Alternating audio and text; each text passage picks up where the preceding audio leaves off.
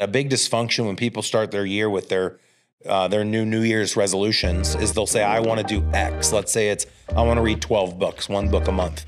Well, they have no one holding them accountable to reading the books. Oftentimes a person won't even have defined the books they want to read.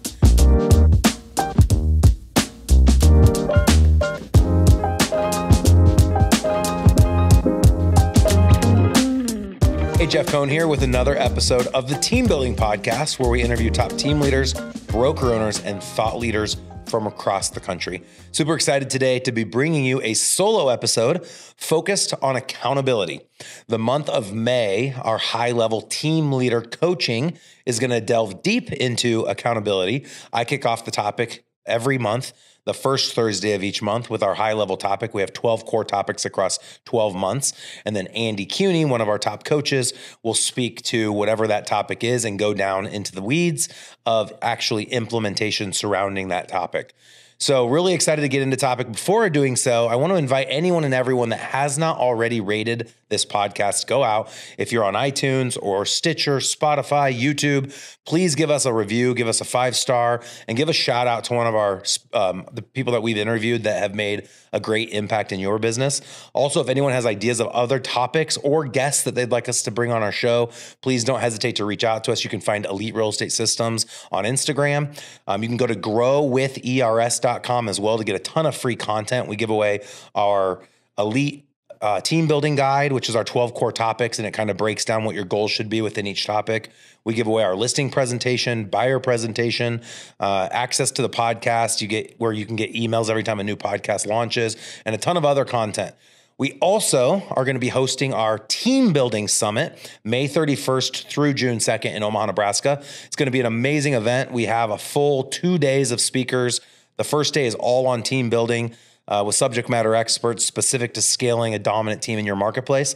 Day 2 is going to speak to a lot of the vertical integrations like mortgage, title, insurance, property management, investing, as well as other shared services that we've been taking advantage of, including Zoom, Boomtown, Gusto for payroll, Monday.com for workflows, and the list goes on and on. So you don't want to miss out. The Team Building Summit 2023. This will be our 5th time hosting. We expect a couple hundred real estate teams and brokerages to be in attendance. We also have mortgage teams, title teams, insurance teams, property management teams, and investment teams that are going to start participating in everything Elite Real Estate Systems. And we have a very exciting announcement. I know we've teased it a few times, but we're going to start powering real estate teams and brokerages, as well as mortgage teams, title teams, insurance teams, property management teams, and investment teams. And we have some pretty exciting announcements that we're going to be unveiling at the Team Building Summit. So you don't want to miss out. Go buy your ticket today at theteambuildingsummit.com. All right, getting into content, I'm going to spend about 10 to 15 minutes on accountability.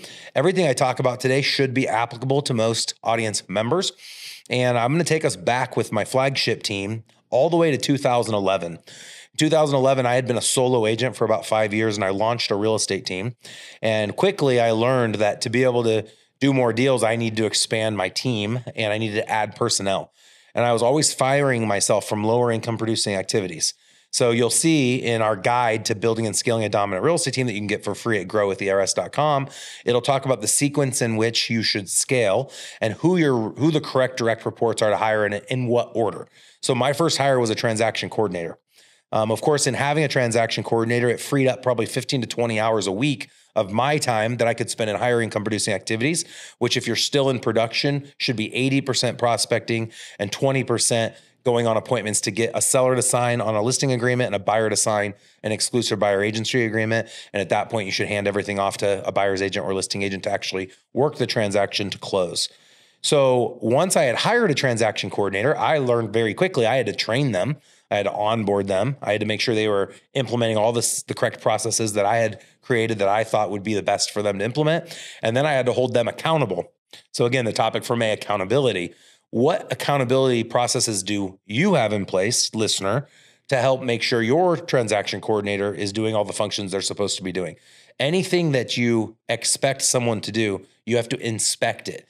And if you don't inspect it, then what you expect to have happening probably isn't happening. And so this same rule held true with every position I hired after that. And so after hiring the transaction coordinator and I started hiring real estate agents, we hired a success manager. And the success manager would hold all the real estate agents accountable to best practices on a weekly basis. We hired an operations manager, and I, as the CEO, held the operations manager accountable.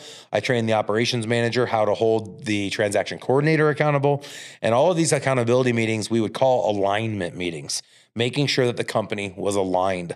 And there wasn't a position within the organization that didn't require an accountability meeting and that didn't have some type of metrics that would be tracked in a weekly setting. These meetings can be 5 minutes, they can be 1 hour, they can be daily if you want to call them daily huddles, but they need to be at least once a week. And the reason behind that is, as we all know, we are human. We have things that come up. We miss meetings. Someone's traveling, someone's sick, someone has a trip for their kid, whatever the case might be, and you miss a meeting, and then 2 weeks sneak away, 3 weeks sneak away, and you have a whole month possibly that you weren't able to connect. So once a week we found is best practice. Of course, everybody can customize for their team, but we'd highly recommend it's once a week. So there's lots of different people and positions that you would hold accountable. The first is going to be agent accountability. And accountability gets a really negative connotation, and it's not meant to be negative. It's 100% growth mindset and an abundant mindset. We hold individuals accountable, including ourselves, so that we can become better versions of ourselves, generating more revenue in less time with less energy.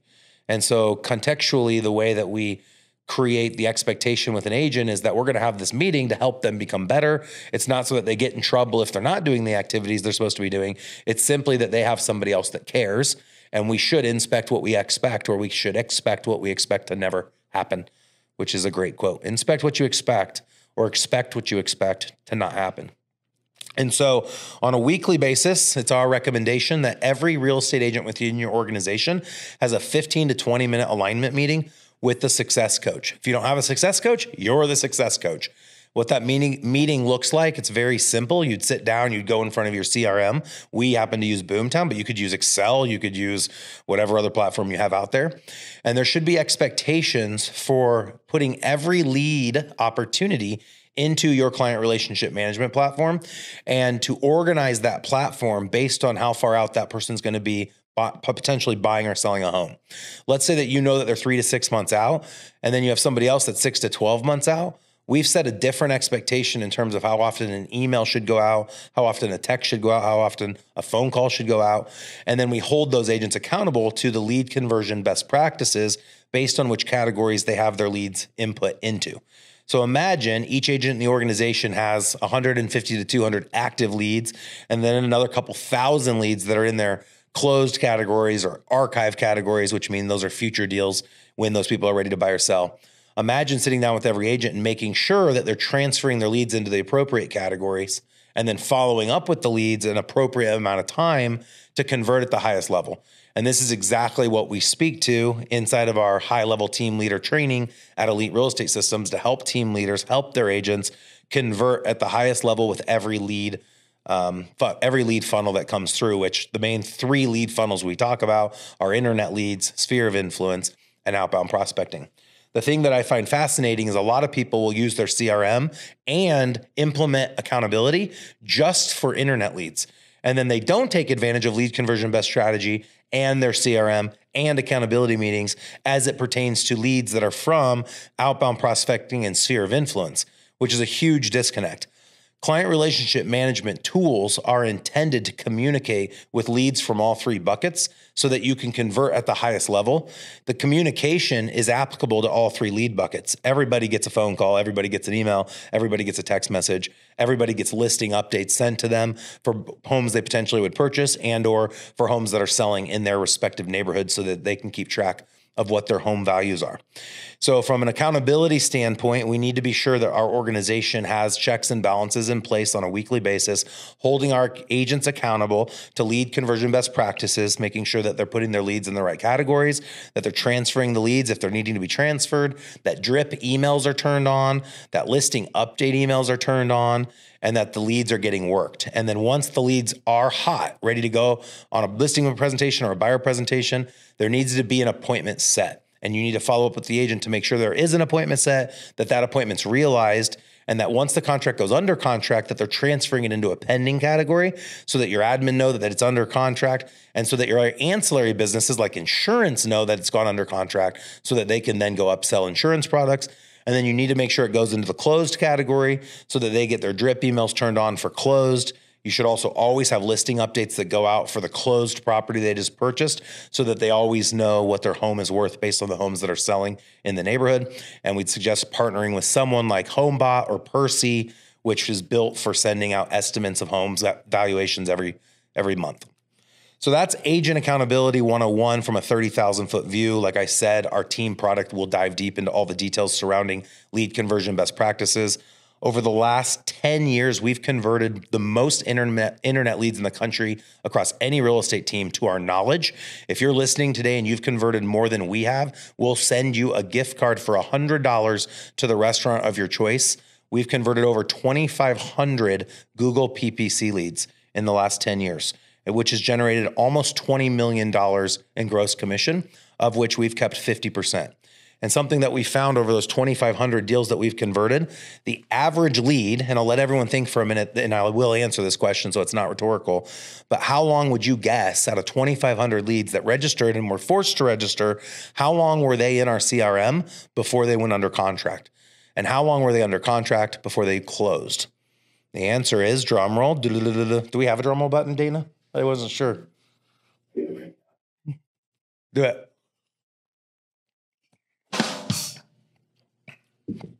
While Dana tries to find our drum roll, do we have it?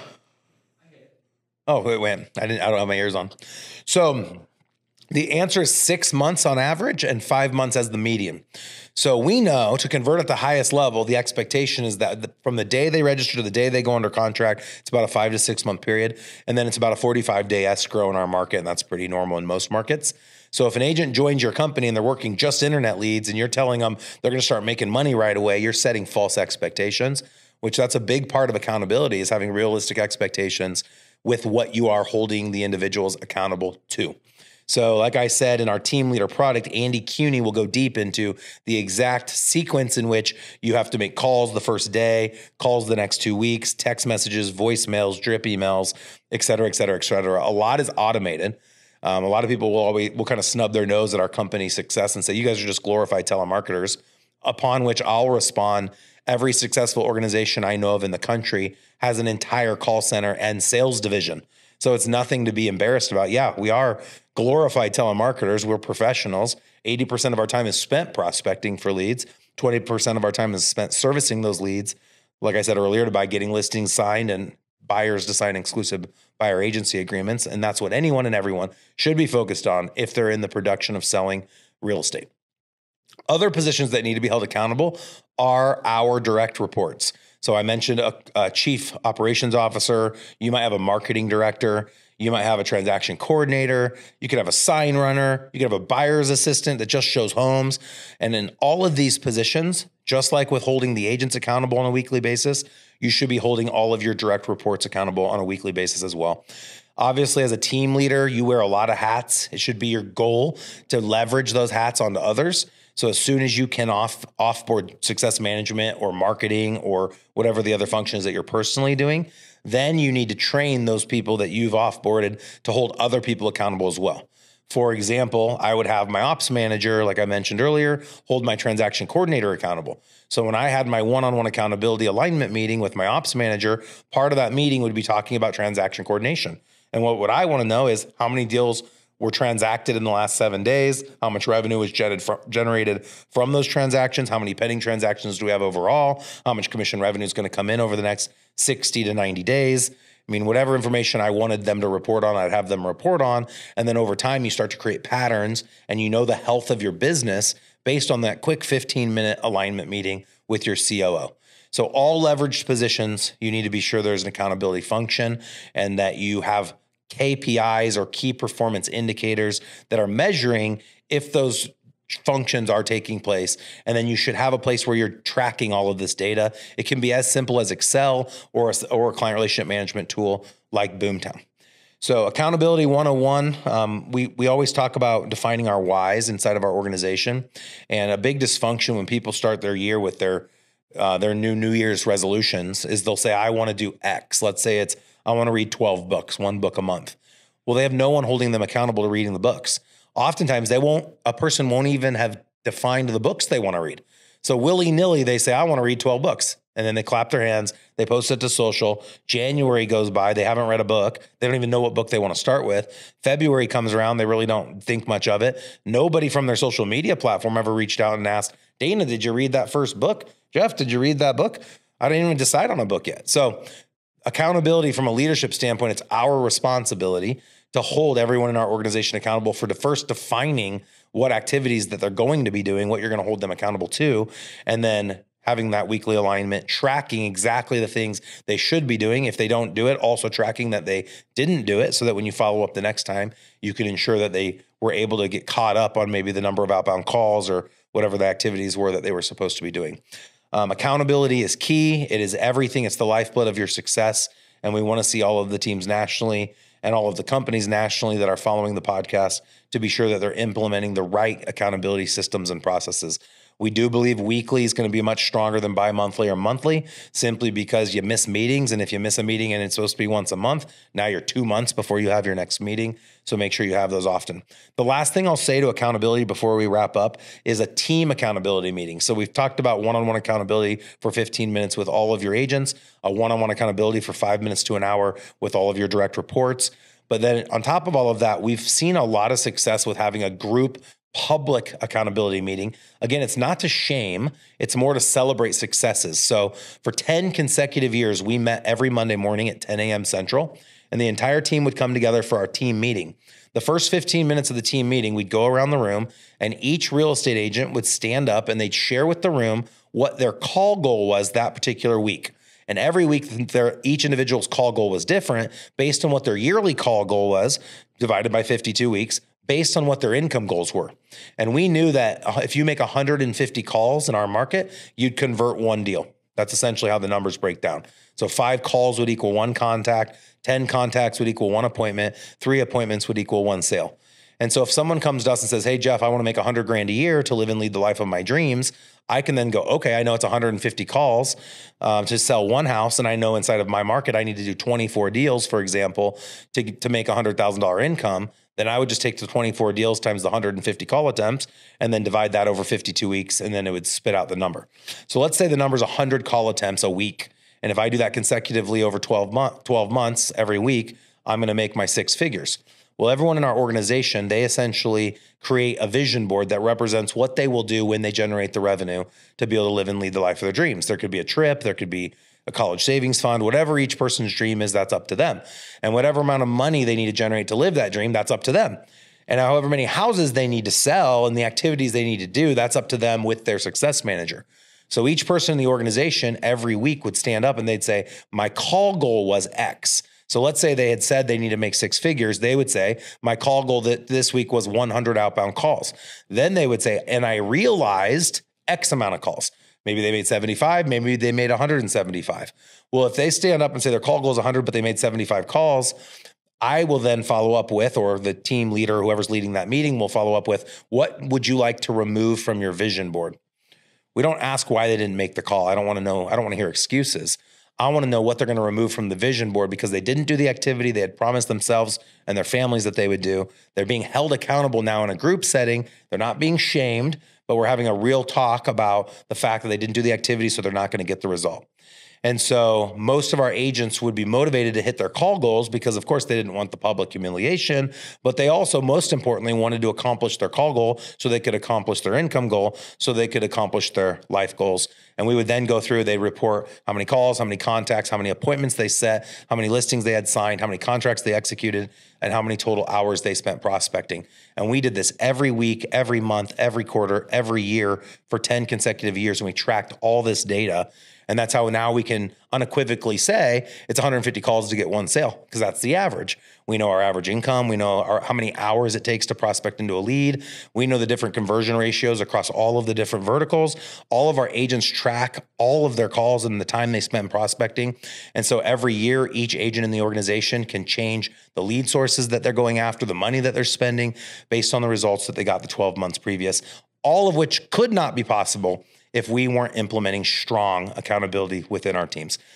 I'm going to end on that. There's a lot more I could talk about. We're super passionate about accountability, but I want to hold you accountable. Come to our event at the Team Building Summit, May 31st through June 2nd. We're going to get into accountability. We're going to talk lead generation, lead conversion, accountability, systems, processes. We're going to also talk about all of the other verticals that drive additional revenue, including mortgage, title, insurance, property management, investing. We have a ton of VIP speakers. We have subject matter experts, other teams that are having tons of success all across the country. We'd love to see you there. More information about the event, go out to theteambuildingsummit.com. More information about group coaching so that you can attend the detailed meetings for the month of May that are going to get into accountability. Go to growwithers.com. Sign up for our group coaching platform. It's $1,000, but you should be able to negotiate a 25% off discount. I believe that's what they're offering right now. So when you speak with Logan, Director of Sales, be sure to ask him about that. And until next time, thank you so much for following the Team Building Podcast.